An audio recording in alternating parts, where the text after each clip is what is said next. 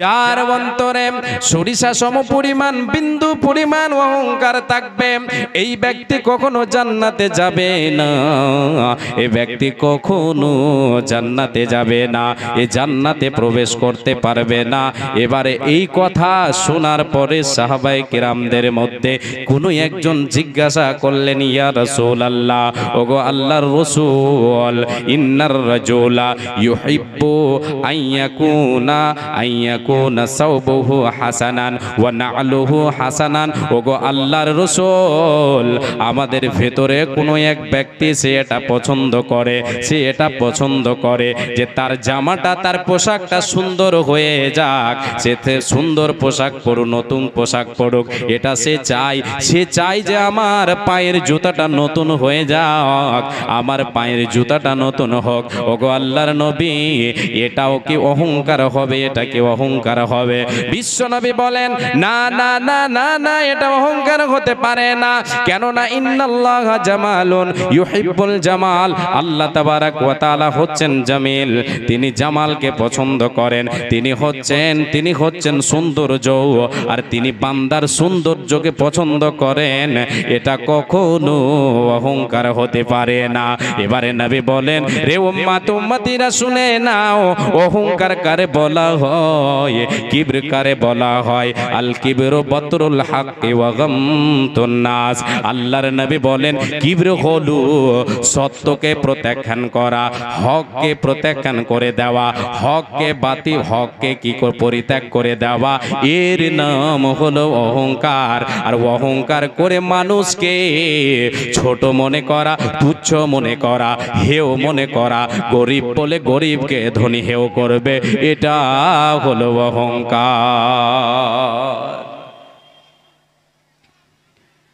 হককে পরিত্যাগ করা, প্রত্যাখ্যান করা, এটা হচ্ছে অহংকার। আর কাউকে হাকির মনে করা, তুচ্ছ মনে করা, ঘৃণা মনে করা, এটা হচ্ছে অহংকার। আর একটা হাদিস শুনেন, অহংকার কাকে বলা হয়। দুটো হাদিস বলে দেওয়ার পরে আপনাদেরকে এক এক করে অহংকারের যে পতন ঘটে এই নিয়ে কিছু কথা বলবো, এবং অহংকারীদেরকে আল্লাহ তাবারাক ওয়া তাআলা কোথায় স্থান তাদের রেখেছেন, তাদের পরিণাম কি হবে, আর অহংকারের কয়েকটা রূপ আপনাদের সামনে তুলে ধরার চেষ্টা করব ইনশাআল্লাহ তাআলা।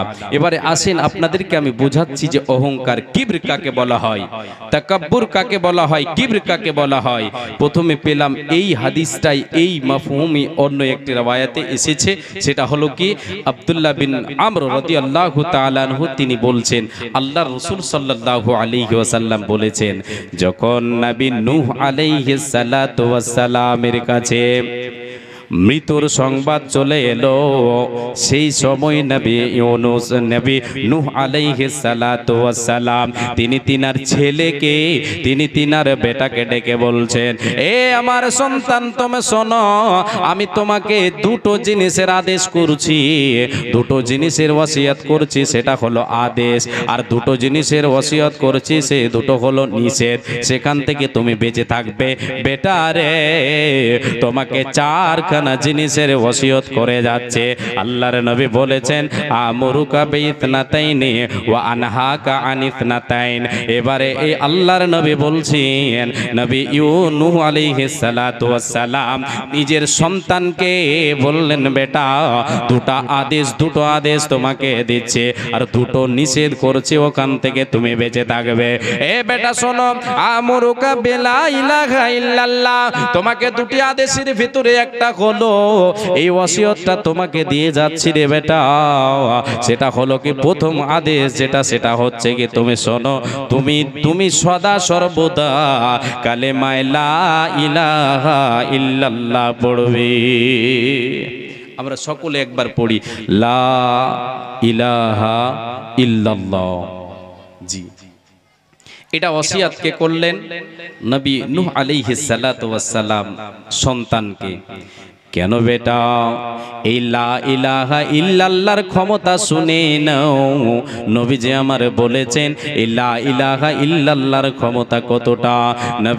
নবী নূহ আলাইহিস সালাম সন্তানকে বলছেন, বেটা তুমি লা ইলাহা ইল্লাল্লাহ পড়তে থাকবে, এটাকে কখনো ছেড়ে দেবে না।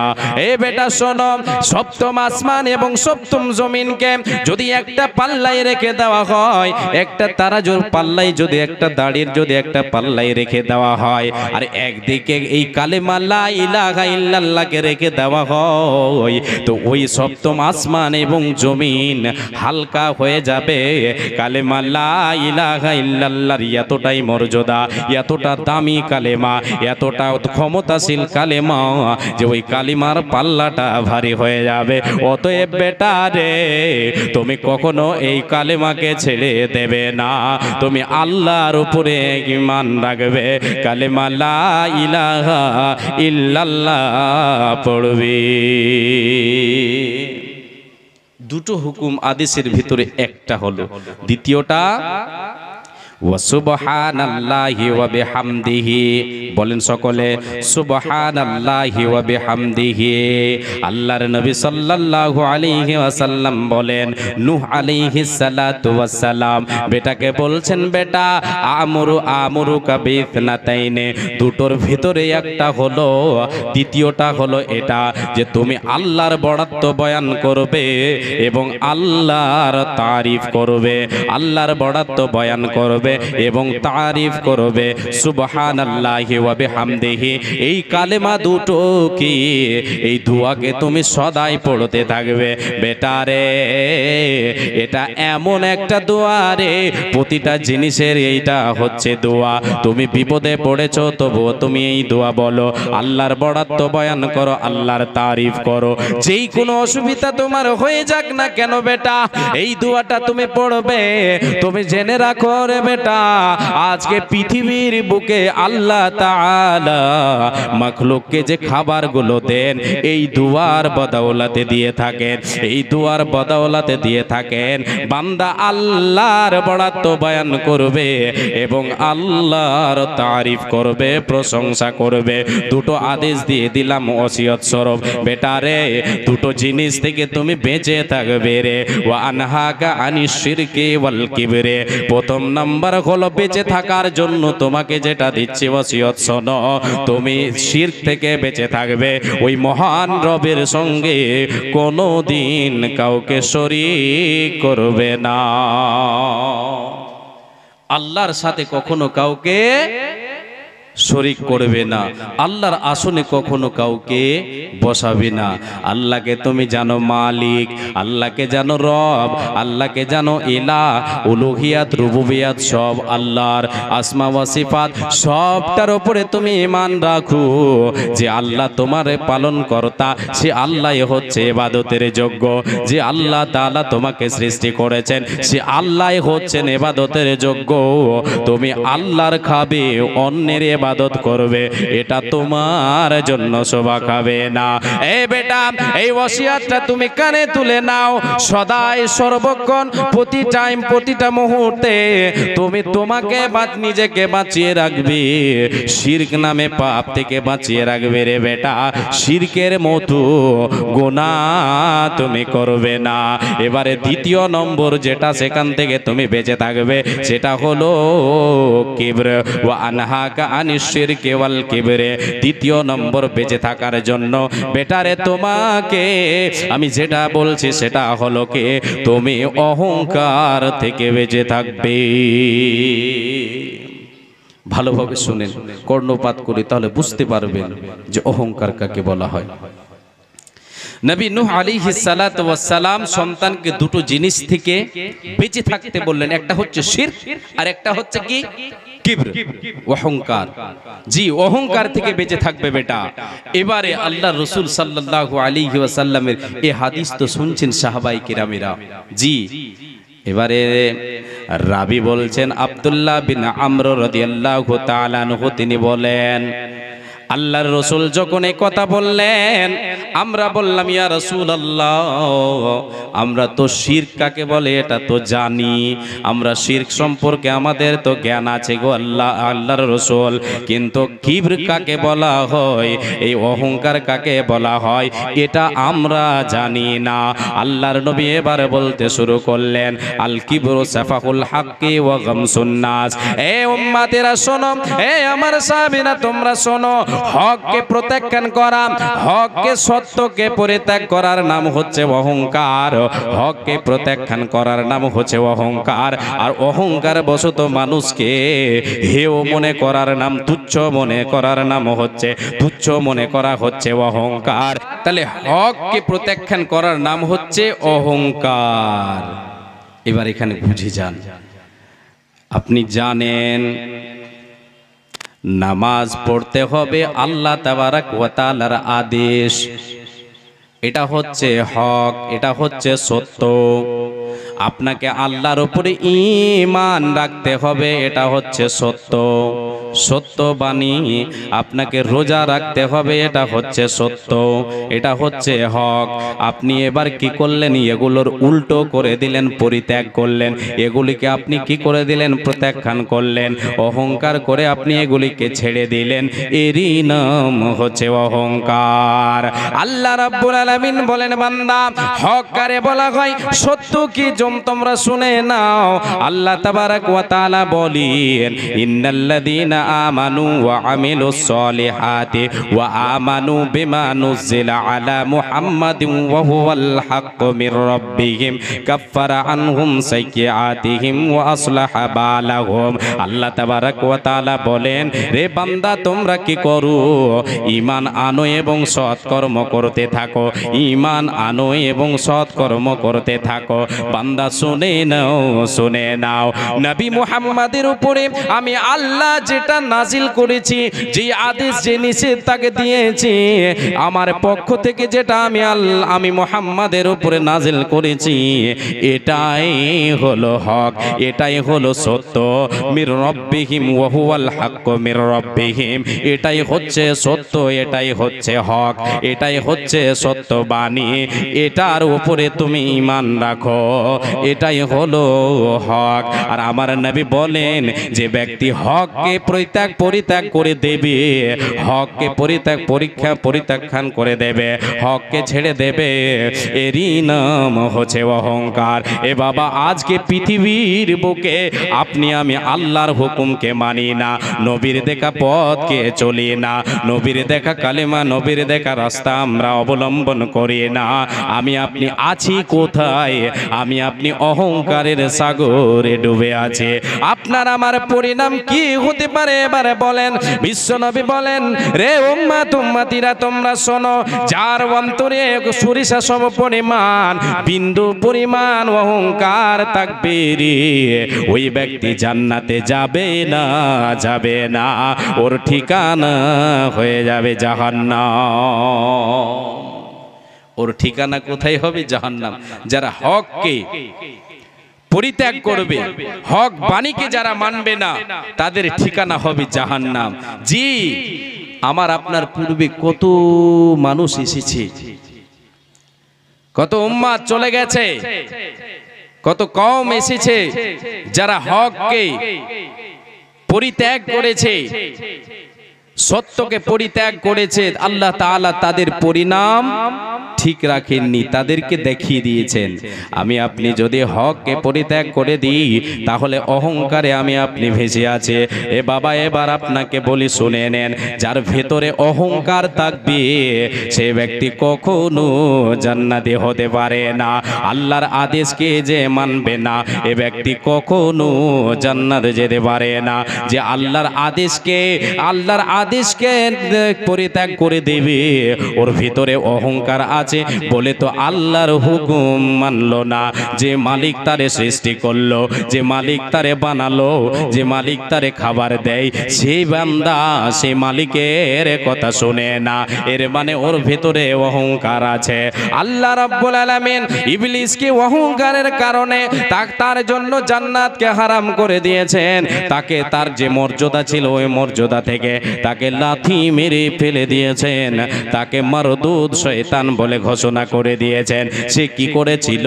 অহংকার করেছিল। কি বলে অহংকার করেছিল? একটু ঘটনাটা আপনাকে বলে। আমার আল্লাহ বলেন, ওয়াইদ কুলনা লিল মালাইকাতি ইসজুদু লিআদামা ফাসাজাদু ইল্লা ইবলিসা আবা ওয়াস্তাকবারা ওয়া কানা মিনাল কাফিরিন। আল্লাহ তাবারক ওয়া তাআলা বলছেন, আমি যখন আদমকে সৃষ্টি করলাম, আদমকে বানালাম, নিজ হাতে আদমকে বানালাম, সৃষ্টি করলাম আদমকে। সৃষ্টি করার পরে আমি ফেরেশতাদেরকে আদেশ করলাম যে একটা সম্মানের সাজদা করে দাও সবাই। এই জন্য যে আল্লাহ তাআলা কিছু সওয়াল করেছিলেন ফেরেশতাদেরকে, তারা জবাব দিতে পারেনি। আদম আলাইহিস সালাম জবাব দিয়েছিলেন। সংক্ষেপে বলছি, আল্লাহ তাবারক ওয়া তাআলা ফেরেশতাদেরকে আদেশ করলেন, তোমরা একটা কাজ করো, এই আদমকে তোমরা একটা সম্মানের সাজদা করে দাও। সবাই এক এক করে সাজদা করতে শুরু করলো। কার সামনে? আদম আলাইহিস সালাতু ওয়াস সালামের সামনে সবাই সাজদা করলো, সম্মানার্থে সাজদা করলো। আল্লাহর আদেশ। আল্লাহ তাআলা বলেন, বান্দারে সবাই সাজদা করেছে, আবা ওয়াস্তাকবারা করেনি কে?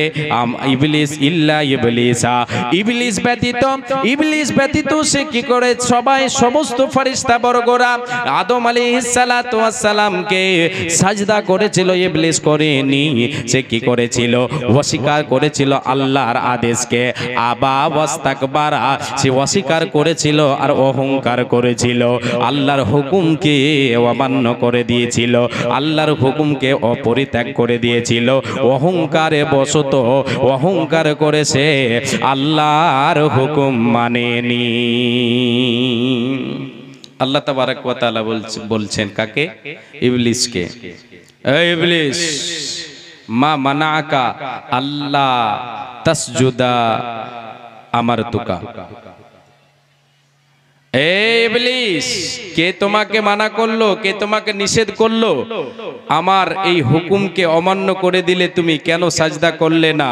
সে জবাব দিয়েছিল, ইবলিস জবাব দিয়েছিল, আনা খায়রুম মিনহু, আনা খায়রুম মিনহু খলাকতানি মিন নার। এ আল্লাহ, তুমি আমাকে তৈরি করেছো, আমি তার থেকে উত্তম, তার থেকে দামি। আমাকে তুমি তৈরি করেছো আগুন দিয়ে, আগুন দিয়ে আমাকে তৈরি করেছো। আর এই আদমকে তুমি তৈরি করেছো ওয়া খালাকতুহু মিন তিন ওয়া খালাকতাহু মিন তিন, আর তুমি আদমকে সৃষ্টি করেছো মাটি দিয়ে। আমি আগুন হয়ে এই মাটিকে কি করে সাজদা করতে পারি? আমি সাজদা করতে পারি না।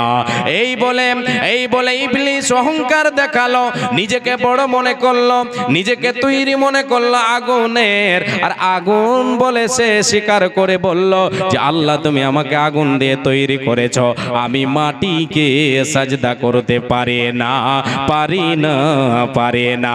নবীজি আমার বলেছেন, রে উম্মত উম্মতেরা শুনে নাও, যে তুমি অহংকার বশত কাউকে ছোট মনে করবে, এরই নাম হচ্ছে অহংকার। ইবলিস অহংকার করলো। আল্লাহ তাআলা বললেন, যাও তুমি এখান থেকে বেরিয়ে যাও, তোমাকে যে মর্যাদা দেওয়া হয়েছিল সেই মর্যাদা আর তোমাকে দেওয়া হবে না, হবে না, হবে না। তুমি হয়ে গেলে মারদুদ রাজিম শয়তান, তুমি এখান থেকে চলে যাও। লাঞ্ছিত অপমানিত হয়ে আল্লাহ তাআলা ইবলিসকে সেখান থেকে ভাগিয়ে দিলেন। যে মর্যাদায় রেখেছিলেন ওই মর্যাদার পেলু না, তার নামে ঘোষণা করে দিলেন আল্লাহ তাআলা, তুমি চির জনমের জন্য জাহান্নামী হয়ে গেলে। এ বাবা, আপনাকে এবার বলি, যে ব্যক্তি পৃথিবীর বুকে অহংকার করে চলবে, আল্লাহর হুকুমকে অমান্য করবে, এরই নাম হচ্ছে অহংকার। আর অহংকার করে যদি পৃথিবীর বুকে কেউ বিচরণ করে, আল্লাহ তাআলা ওই ব্যক্তিকে ভালোবাসে না, বাসে না। আল্লাহ রাব্বুল আলামিন বলেছেন কি? বান্দা অহংকার করে চলো না, ওয়ালা তামশি ফিল আরদি মারহা, ইন্নাল্লাহা লা ইউহিব্বু কুল্লা মুখতালিন ফখুর। আল্লাহ তাবারক ওয়া তাআলা বলেন, রে বান্দা শুনে নাও, পৃথিবীতে তোমার কিছু নাই, তুমি কিসের গৌরব দেখাবে রে বান্দা? তুমি লাঠির গৌরব দেখাবে, তোমার ছেলে সন্তানের গৌরব দেখাবে, তুমি রক্তের গৌরব দেখাবে, তুমি তোমার জমি জায়গার অহংকার দেখাবে রে বান্দা? তোমার কি আছে বলো বলো বলো? তোমার কিছু নয়, কিছু নয়। অতএব বান্দারে, তুমি অহংকার করে পৃথিবীতে চলো না, অহংকার করে পৃথিবীতে চলো না, এটা তোমার জন্য শোভা খাই না। আমি আল্লাহ তাআলা তোমাকে বলে দিচ্ছি বান্দা শোনো, ইন্নাল্লাহা লা ইউহিব্বু কুল্লা মুখতালিন ফখুর। বান্দারে, যে ব্যক্তি পৃথিবীর বুকে অহংকার করে বিচরণ করবে, অহংকার করে চলবে, রূপের অহংকার দেখাবে, ধনের অহংকার দেখাবে, আর কি বলে বাড়ি গাড়ির অহংকার দেখাবে, এ বান্দা শুনে নাও, তোমার এই অহংকার তোমাকে পতন ঘটিয়ে দেবে। তোমাকে আমি আল্লাহ তাআলা ভালোবাসবো না। আল্লাহ যাকে ভালোবাসবেন না, আল্লাহ যে বান্দাকে পছন্দ করবে না, সে কি কোনোদিন জান্নাত লাভ করতে পারবে? কোনোদিন পারবে না, পারবে না। তাই আমার আল্লাহ বলেন, বান্দা যদি আমার বান্দা হতে চাও, রহমান আমি আমার প্রকৃত বান্দা হতে চাও, তো পৃথিবীর বুকে তুমি অহংকারকে ত্যাগ করে দিয়ে আজ জিনকে সারের সাথে দুনিয়ায় চলো। আল্লাহ তাবারক ওয়া তাআলা বলছেন, বান্দা অহংকার করে চলে তোমার কোনো লাভ দেবে না। অহংকার করবে, দুদিনের দুনিয়া তোমাকে প্রেরণ করেছে, আবার চলে আসবে বান্দা। তোমাকে টান দেব, টান দিলেই চলে আসতে হবে, কোনো উপায় রবে না, কোনো ক্ষমতা তোমার থাকবে না। চোখেরই পলকে তুমি হতে পারো লাশ, চিরতরে বন্ধ হবে তোমার নিঃশ্বাস। হবে এলান তোমার নাম, হবে এলান তোমার নাম মসজিদের মাইকে। বাড়িওয়ালা নাই রে বাড়ি, নাই রে দুনিয়াতে, হয় গাড়িওয়ালা নাই রে গাড়ি, নাই রে দুনিয়াতে। চোখেরই পলকে তুমি হতে পারো লাশ, চিরতরে বন্ধ হবে তোমার নিঃশ্বাস। হবে এলান তোমার নাম, হবে এলান তোমার নাম মসজিদের মাইকে। বাড়িওয়ালা নাই রে বাড়ি।